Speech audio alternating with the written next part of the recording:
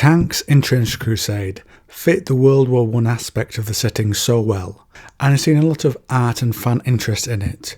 So with the idea that they could one day introduce a growth in the setting, so it goes from skirmish to full-on warfare perhaps, I thought we'd go over the references we have within the lore and discuss them, and then look at one bit of art we have and which World War II tank it looks at, and do some tank suggestions on how each faction could field a unique tank, and also look at how tanks were used to fight in the trenches in the real World War I. So welcome back to the trenches, and let's begin. The first reference I found was in the church's timeline. It says, 1894, the year of the broken Trinity. The Death Commandos simultaneously assassinate the Supreme Pontiff, the High Prophetess, Aelia, and the Holy Roman Emperor. The faithful are thrown into turmoil. The heretic legions, commanded by Hell's nobles of the Seventh Circle, and a huge vanguard of tanks, launch a simultaneous lightning offensive in the Levant and Europe. So we have our first confirmation of heretic tanks there, likely used by humans, as the demons of the court seem to have their own massive monsters for similar purposes, and they were involved in a two-pronged attack, the assassination along with the push into the Levant and Europe. Next we are told that when facing the power of the Black Grail in the vilest form, the Black Hegemon, we are told, is a 100-foot monstrosity that can challenge entire battalions of infantry and whole tank corps. On the British side of things, a tank corps was formed in 1917 that focused on tank warfare, so that little note matches up nicely. Next we're told that the large Taquin that guards the gate of the Iron Sultanate's wall have claws that can tear a heretic tank in half with a single swipe. So as effective as the tanks are, they seem to come out worse when facing large opponents such as the giant Taquin and Hegemon. Now of course in warfare the rise of every weapon also leads to a counter one being made, and in this case on the side of the church it's the communicant anti-tank hunters. Along with their extra strength, they also use a weapon, a pole arm, with a directional explosive mounted on its head. It is exceedingly good at taking out armoured targets, but puts its users in grave danger, and the Prussians have a tank splitter sword which can cut through their armour or tracks. Now I believe that the art shown is by Mike Francina and is for Trench Crusade, but is not actively within the game. So the opinion seems to be it's a ISU 152 tank. Now I know nothing about tanks outside of their great in war movies, but if you check the art against the tank, the real world one, they look pretty similar. It seems to match up well. What can this tell us about the quality of the tanks in Trench Crusade? This is all from Osprey book, SU-152, ISU-152 vs Tiger. The crew gun and shells of the SU were in the front of the armoured fighting compartment. A large number of holes and hatches existed in the hull, for example for loading ammunition, firing personal weapons, viewing the outside, installing torsion bars and draining oil and fuel. It was powered by a diesel engine. The range was 220 kilometres on the road and 145 kilometres on rough terrain. It had a 152mm gun howitzer and took on a role of a heavy tank destroyer, but that was not the original idea behind its construction, and perhaps in Trench Crusade it might also take on the demons of the court. Now clearly, as with most of the more conventional weapons, depending on the side using them, the shells could have some sort of spiritual twist.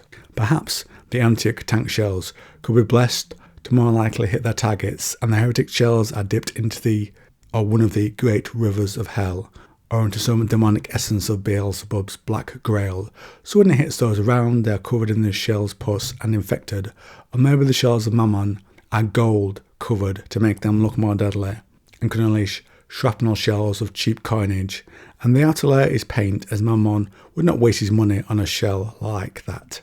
So you can get a sense of it from that information. But how would a tank, this or any type, work within the Trench Crusade? We draw on World War I trench warfare, 1916 to 1918. It notes how these early tanks were limited in range and were prone to failing.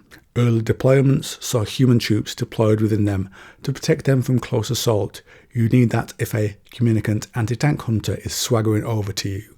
In some deployments against, let's say, heretic trenches, they would straddle enemy trenches, interfere with their machine guns, or hose down concentrations of enemy troops or sniper layers. At other times, they were out of their element and would sink into liquid mud, making themselves a prime target. And of course, you need a road to get where you want to go to find out the place you are deployed to. Real-world experts say the road was a complete shambles and strewn with debris, broken vehicles, dead and dying horses and men. They later developed a good working relationship with the infantry. For example, on meeting a strong point, the role of the tanks was to engage, forcing the enemy to seek shelter, distracting and holding them until the infantry came up. The tanks could also support the demolishing of obstacles and machine gun posts. So I'm going to go through a few factions and have some fun thinking about what tanks they might deploy.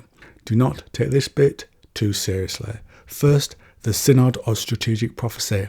How about their shell shots have some echo of the words of God, mimicking how they try to seek out his voice within their little valley, and when this hits the heretics, it will have a random effect on them, from uncreating them to turning them against their fellow heretics.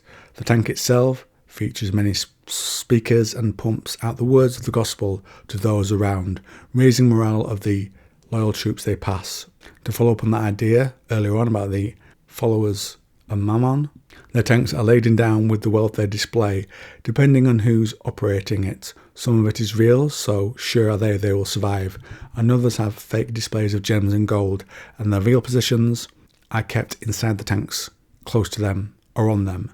Then the Assassin faction, aligned with the Iron Sultanate. Their tanks hide from the enemy, so other tanks and personnel cannot reach them, and then, when the right moment comes, up they rise, striking out of what little cover those tanks need, out of a long-forgotten trench in no man's land, for example, and their weapons can slow time, allowing them to gain on and target the enemy, or fire a shell containing a sleeping assassin inside, and if the shell gets through to the inside of the heretic tank, they will be awoken and unleashed inside that tank. Next, let's go for the Black Grail. Their tanks could be melted and degraded in look like a metal with rust, but in a way that provides additional protection, and the shells they fire could have some plague-filled flies inside or pus that melts through the hull of the tank they hit, seeping into those inside, warping them to the will of the Grail.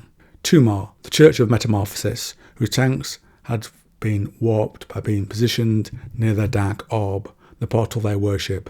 So it's always evolving to fit the situation it's in.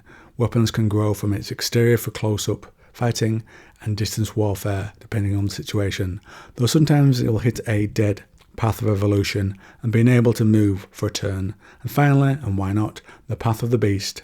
The tank changes with the crew inside, who have given themselves over to this path, and the tank is an amalgamation in terms of its exterior, matching each of the crew and how they look, and the shells fired unleash maggots that seep into those they hit and evolve them onto the path. Anyway, that's my little fun bit at the end, and if you like this video on the Trench Crusade, you might also like this one, and if you want a long batch to listen to, I have a Trench Crusade playlist on the channel, and I'm currently putting out about 4 per week, and if you like Trench Crusade lore, it shares a lot of DNA with 40k, which I also cover.